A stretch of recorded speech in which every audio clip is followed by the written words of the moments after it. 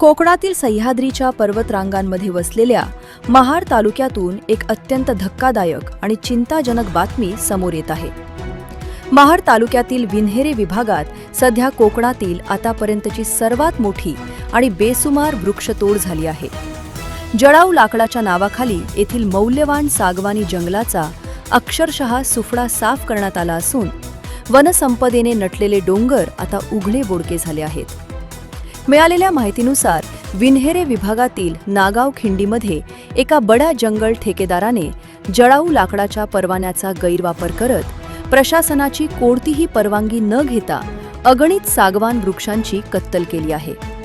धक्कादायक बाब म्हणजे या परिसरात आधी खैर वृक्षांची बेकायदेशीर तोड झाली आणि आता मौल्यवान सागवानावर कुऱ्हाड चालवली जात आहे।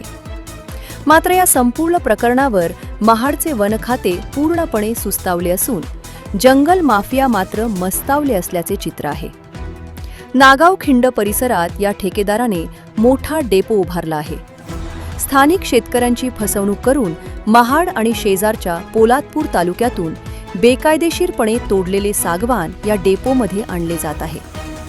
या वृक्षतोडीचा स्थानिक पर्यावरणावर कमालीचा विपरीत परिणाम झालाय। पूर्वी या भागातील तापमान 38 ते 39 अंश सेल्सिअस असायचे, ते आता थेट 45 अंश सेल्सिअसवर पोहोचले आहे। वाढत्या उन्हामुळे स्थानिक नागरिक होरपळून निघत असून या पर्यावरण ऱ्हासाला वनक्षेत्राचे अधिकारीच कारणीभूत असल्याचा आरोप होत आहे। या कत्तलीमागे एक मोठे रॅकेट असण्याची दाट शक्यता आहे। वाहनांमध्ये खाली महागड्या सागवानाची लाकडे भरून त्यावर केवळ दाखवण्यापुरती जळाऊ लाकडे टाकून ही वाहतूक राजरोसपणे सुरू आहे।